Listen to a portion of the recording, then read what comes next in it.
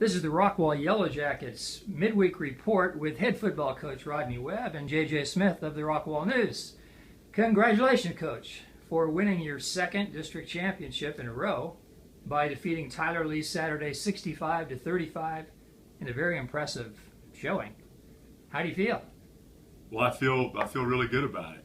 You know, Grandma always told me that success comes through hard work, and we have worked really hard to get where we're at, and we feel like we've gotten better each week, and we're really proud of the way the kids came out and competed on Saturday. They had a lot of adversity with the game getting rescheduled to an afternoon and their rhythm getting thrown off a little bit, but they came out and really competed well. Well, once again, you started fast. You had a 44-7 halftime lead. I think you expected a closer game, didn't you?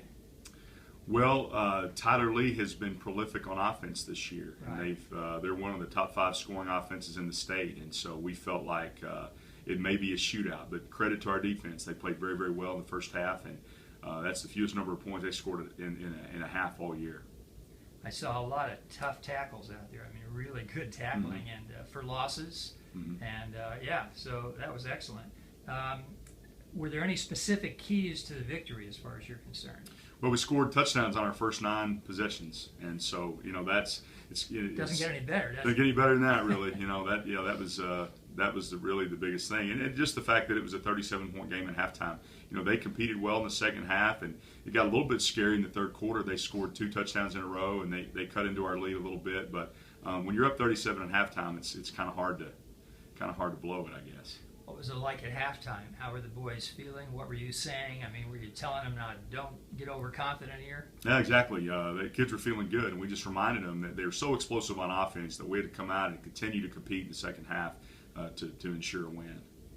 You've got a very successful system, it appears, for winning football games. Now, would you say it's a system that players fit into, or one that's built depending upon the players you have, or something else? Well, we do try to, you know, the thing about high school is you can't recruit kids. You play with the kids that you have. So I think smart high school coaches are ones that run a system that has the flexibility to accentuate different skill sets each year. And we try to do that offensively and defensively. We try to run a system that can look different ways, but we're not changing the offense from year to year. We're just sort of emphasizing different elements of it according to the talent that we have. So what do you expect from Garland this week, and what do the Yellowjackets need to do to win and finish your district schedule undefeated again? Well, Garland it's kind of an atypical Garland team this year. They're normally a run-first team.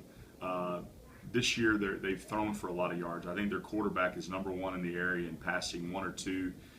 He's thrown for a lot of touchdowns. So they've got a pretty good running game, but they've got a great passing game this year. So we're going to have to do our best to try to stop their passing game. And then, you know, other than that, it's just a matter of us doing what we do. It's a big momentum week for us. We're not playing for a district championship. We're not playing for playoff seeding. But we are playing for momentum. And going into the playoffs in a 7-game winning streak would certainly be a boost to our confidence. So we're going to prepare for this game like we would any other game.